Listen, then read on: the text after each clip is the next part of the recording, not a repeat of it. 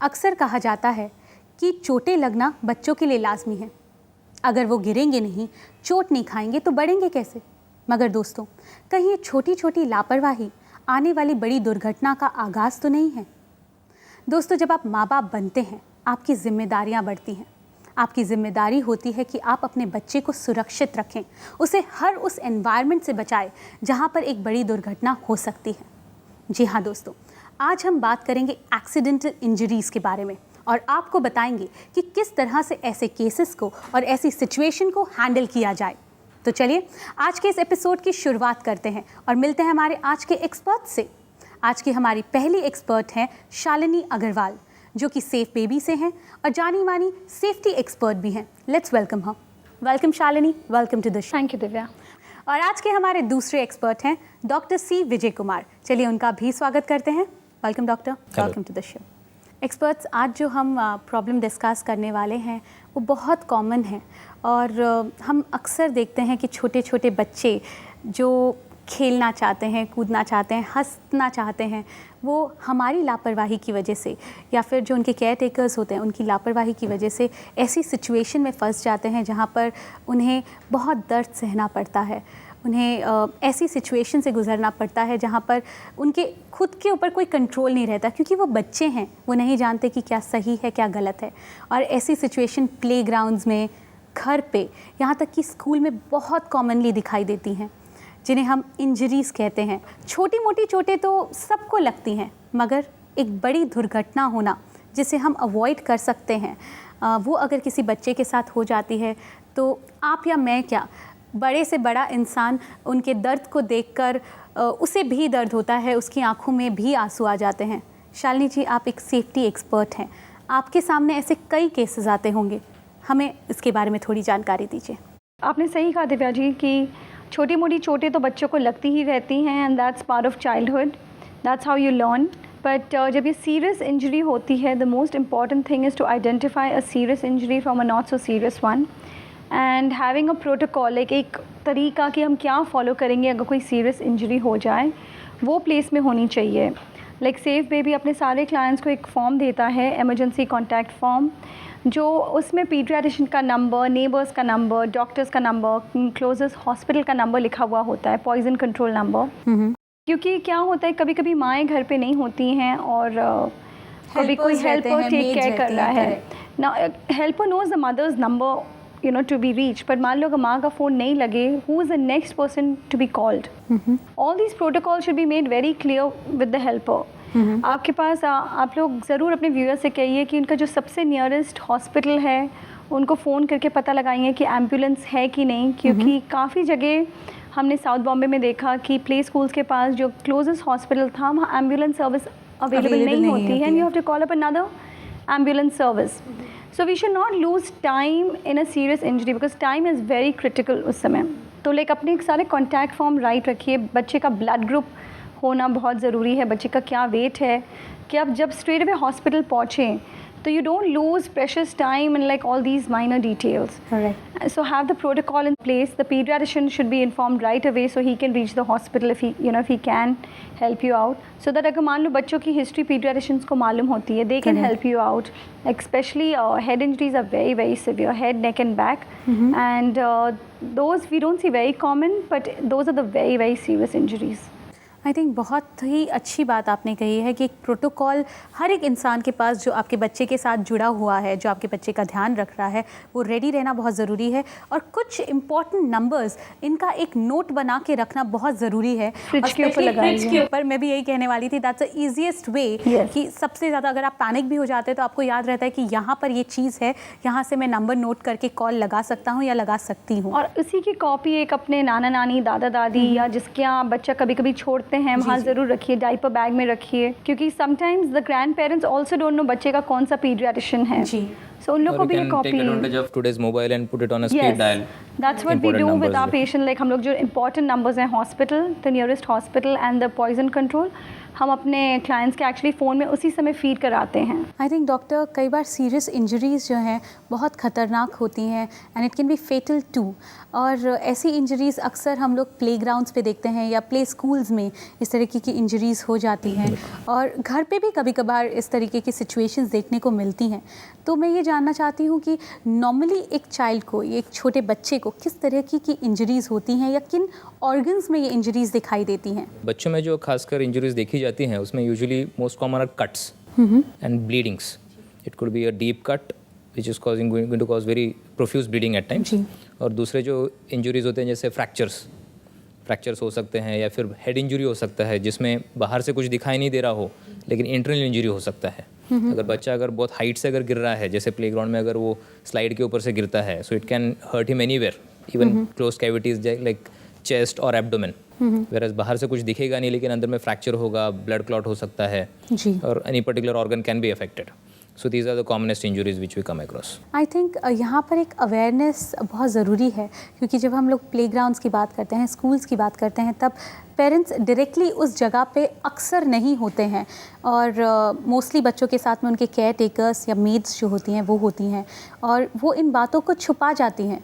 जैसे कि अगर कुछ इंटरनल इंजरी हुई है, और जैसे आपने बोला ब्लड क्लॉट हो गया या फिर इंटरनल ब्लीडिंग हो रही है, और बाहर से अगर कुछ नहीं दिखाई दे रहा, तो कैन इट बी डेंजरस अगर वो सारी चीज़ें डॉक्टर को इन्फॉर्म ना की जाएँ तो? Very much, because there is a phase called as lucid interval, जिसमें अगर सर को अगर मार लगे तो इनिशियली शायद सिम्टम्स काफ़ी घंटों तक आपको पता ना चले, और बाद में जब वो क्लॉट बड़ा होता जाए अंदर में तो suddenly the child can go into unconsciousness. तो इसलिए आपको चेक करना है अगर बच्चों को अगर उल्टी हो रही है, या फिर एक्सेसिव अगर बच्चा सो रहा है, ड्राउजीनेस हो रहा है, या फिर अगर बच्चे को अगर अनकॉन्शियसनेस जैसा कुछ आपको लगे, तो यू शुड ऑलवेज सस्पेक्ट कुछ मार लगा है. You know, he becomes clumsy. He's talking gibberish, like irritable हो सकता है, irritable. भी कोऑर्डिनेशन में भी हैंड्स और लिम्स के कोऑर्डिनेशन में प्रॉब्लम दिखाई देने लग जाए, तो these are the alarming signals. I think as a responsible parents आपको अपने बच्चे की हर एक चीज़ पे नज़र रखना बहुत ज़रूरी है. अगर वो थोड़ा सा भी अजीब बिहेव करता है, अगर आपको ऐसा लगता है कि वो क्लमजी हो रहा है, वो ज़्यादा सो रहा है, या फिर वो किसी भी तरीके की अनयूजुअल चीज़ें से वॉमिट कर रहा है, तो आपको उन सारे साइंस को ध्यान देना बहुत ज़रूरी है, और इस सिचुएशन में आपको अपने पीडियाट्रिक को इमीडिएटली कॉन्टैक्ट करना चाहिए. आई थिंक इंजरीज़ के मामले में कई सारी बातें हैं जो मुझे आपसे करनी है, कई सारी चीज़ें हैं जिन्हें हमें जानना है, मगर इस वक्त लेना होगा हमें एक छोटा सा ब्रेक. दोस्तों, बचपन में आज हम बात कर रहे हैं इंजरीज़ के बारे में, और आप सभी जानते हैं कि इंजरीज़ बहुत डेंजरस हो सकती हैं, उनसे बचना बहुत ज़रूरी है. मगर अगर ऐसी कोई इंजरी आपके बच्चे के साथ हो जाती है तो आपको किस तरीके के मेजर्स लेने हैं, आपको किस तरीके से उस सिचुएशन को हैंडल करना है, ये हम जानेंगे इस ब्रेक के बाद. So stay tuned.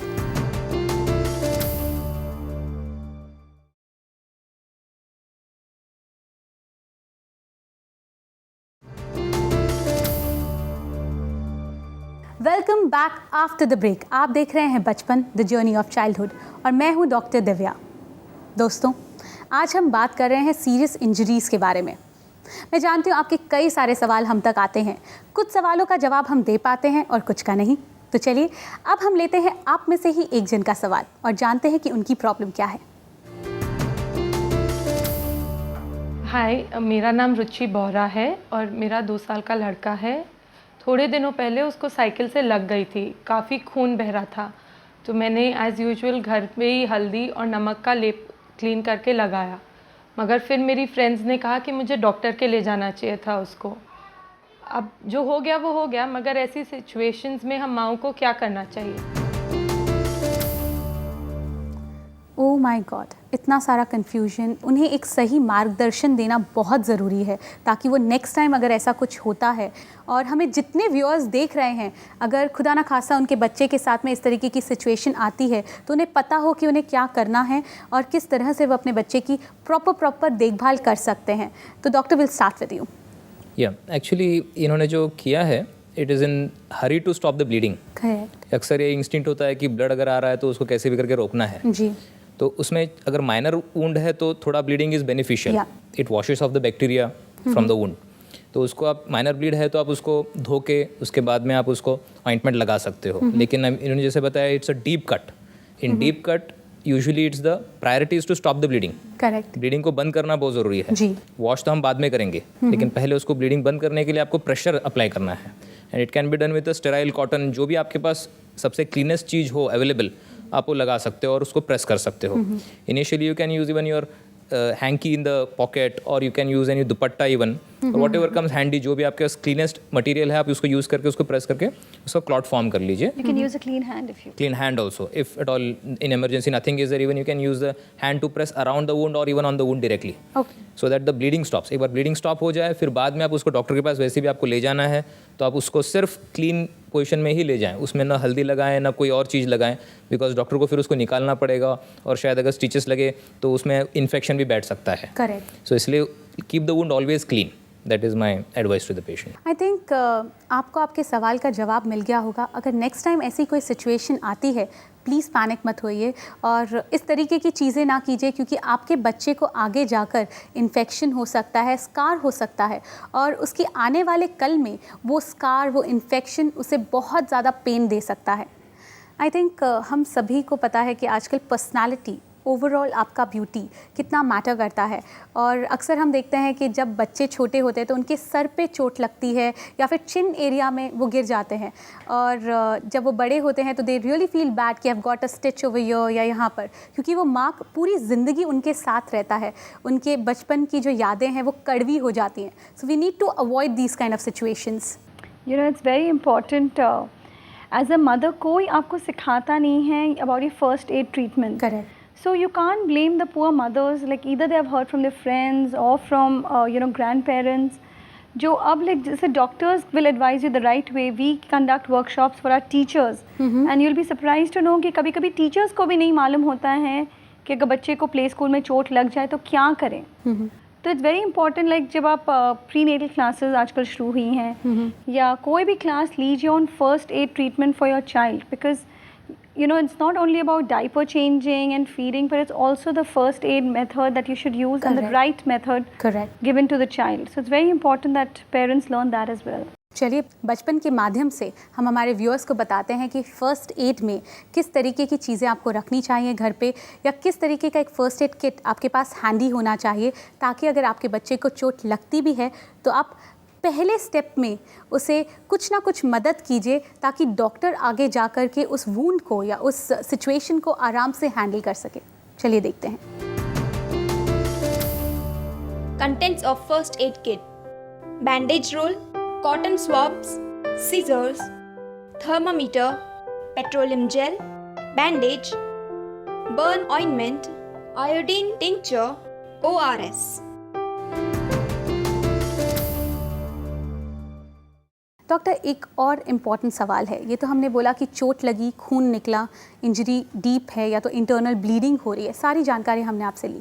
मगर एक और, जब हम लिम्स की बात करते हैं तो fractures are very common in kids, क्योंकि कभी कभार हाइट से बच्चे गिर जाते हैं, पाँव मुड़ जाता है, हाथ मुड़ जाता है और एक normal hairline fracture leads into a complicated और compound fracture. Absolutely, because fractures दो टाइप के होते हैं, एक तो सिंपल और एक कंपाउंड। सिंपल तो होता है जो क्लोज्ड होता है, बाहर से दिखता नहीं है, और ओपन जो होता है that is called as compound. So जब सिंपल फ्रैक्चर होता है तो you should always immobilise the joint which is before and after the fracture. जैसे अगर हाथ यहाँ पे अगर टूटा है तो ये जॉइंट और ये जॉइंट दोनों को आपको इमोबिलाइज करना है। उसके लिए आपको या तो फिर आप स्केल यूज कर सकते हो कोई, या फिर कोई भी कार्डबोर्ड यूज कर सकते हो, which ever is available with you, और उसको पूरा आप बैंडेज करना है।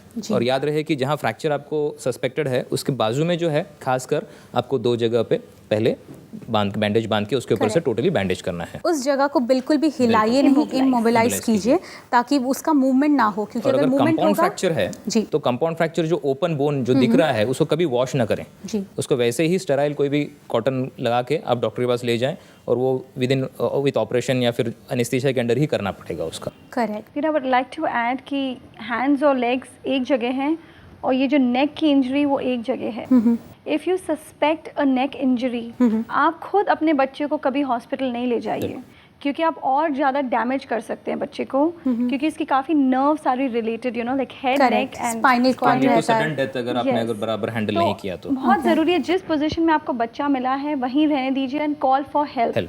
They will come, they know exactly the right way to pick up such a patient जिसकी हेड या नेक इंजरी हुई है। जब भी बच्चा अगर सर के बल गिरता है या फिर आपको लगता है नेक अगर उसका फ्रैक्चर हुआ है, so always immobilise the neck and वैसे ही रखिए उसको, अदरवाइज इट कुड बी अ बहुत ही इम्पोर्टेंट पॉइंट आपने कहा है, क्योंकि कहीं ऐसा ना हो कि आप बच्चे के लिए अच्छा करने जा रहे हैं और आगे जाके वो एक वेजिटेटिव स्टेट में हो और उससे सब अनइंटेंशनली अच्छा करने जाएंगे और because of lack of knowledge it can harm the ये चाइल्ड। बहुत ही डिप्रेसिंग सिचुएशंस हैं। That's why I'm saying a protocol is very important. जब आप फ़ोन करें, you have to give clear directions to the hospital. कि injury कैसे लगी है या क्या कहाँ हुई है। आना है, क्योंकि अक्सर क्या होता है माँ इतनी घबरा जाती है या जो भी आसपास इतने घबरा जाते हैं, हॉस्पिटल ज़रूर फ़ोन करते हैं but they'll not give clear instructions. Correct. They will not tell you clearly कहाँ आना है। The hospital people are like helpless. Correct. You have to like act fast but act properly. Like you have to tell them कहाँ आना है, क्या हुआ है बच्चे को। अपने आपे में रहे, कॉन्शियस रहें और कॉन्शियस रह के जो आप डिसीजन लेंगे वो आपके बच्चे के लिए एकदम परफेक्ट होगा। Because then they can send help accordingly. Correct correct.